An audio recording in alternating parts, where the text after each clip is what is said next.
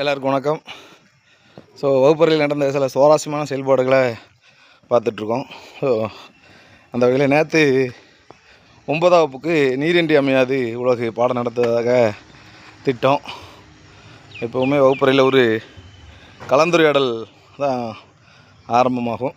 சரி, அப்படி தண்ணி இல்லைன்னா என்ன பண்ணுவீங்க, என்ன நடக்கும் அப்படிங்கிற மாதிரி ஒரு கலந்துரையாடலை போட்டு தனித்தனியாக கேட்குறப்போ ஒவ்வொன்றா வந்துச்சு. தண்ணி இல்லைன்னா சோறு பொங்க முடியாது, குழம்பு வைக்க முடியாது, காப்பி குடிக்க முடியாது, அப்படி இப்படின்ட்டு ஏகப்பட்டு வந்துச்சு.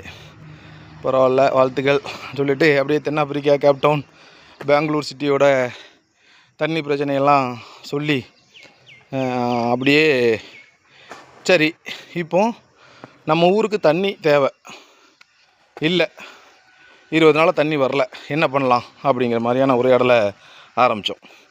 ஸோ அதில் நிறையா மரம் வைப்போம், மரம் வச்சா மழை வரும், பஞ்சாயத்தில் போய் முறையிடுவோம் அப்படின்ட்டு, போர் போடுவோம், ஆழமாக போர் போடுவோம் அப்படின்ட்டு ஏகப்பட்ட பியூரிஃபையர் வைப்போம். உச்சக்கட்டமாக கடல் தண்ணியிலேருந்து தண்ணியை கொண்டு வருவோம். ஸோ இப்படி நிறையா வந்துக்கிட்டே இருந்துச்சு. எனக்கு யாருமே எதிர்பார்க்காத ஒரு பதில் வந்துச்சு. பயங்கர சஸ்பென்ஸ், பயங்கர ஆச்சரியமாகிடுச்சு. சார், எங்கள் வீட்டில் தீ பிடிச்சிருச்சின்னு சொல்லிட்டு தீயணைப்பு துறையை வர சொல்லுவோம், அவங்க தண்ணி கொண்டு வருவாங்கள்ல. ஸோ அப்போது மாணவர்கள் எப்படிலாம் யோசிக்கிறாங்க பார்த்தீங்களா.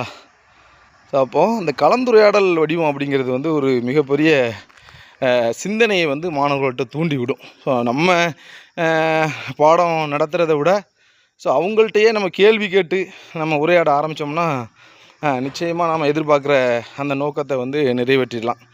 அதுக்கு பிறகு தொடர்ந்து ஒரு கருத்தரங்கம் எப்படி இருக்கணும், அந்த கருத்தரங்கை எப்படி ஆரம்பிக்கணும், எப்படி பேசணும், ஒரு தலைவர் வந்து எப்படி உரையாற்றணும், எதிர்த்து பேசும்போது. இன்றைக்கெல்லாம் பார்த்திங்கன்னா டிவியில் வந்து நெறியாளர்கள் பேசும்போது கூச்சலும் குழப்பமும் தான் அதிகமாக இருக்குது. அதனால் நம்ம அப்படிலாம் இன்னொருத்தர் பேசும்போது அவங்க பேச்சுக்கு மரியாதை கொடுத்து நம்ம கேட்கணும், நம்ம நேரம் வரும்போது நமக்கான கருத்துக்களை சொல்லணும் அப்படிங்கிற மாதிரியான உரையாடல் வடிவத்தெல்லாம், கருத்தரங்கத்தினுடைய வடிவத்தெல்லாம் சொல்லி நம்ம விரைவில் ஒரு கருத்தரங்கம் நடத்த போகிறோம். அதுக்கு ரெடியாக இருங்க.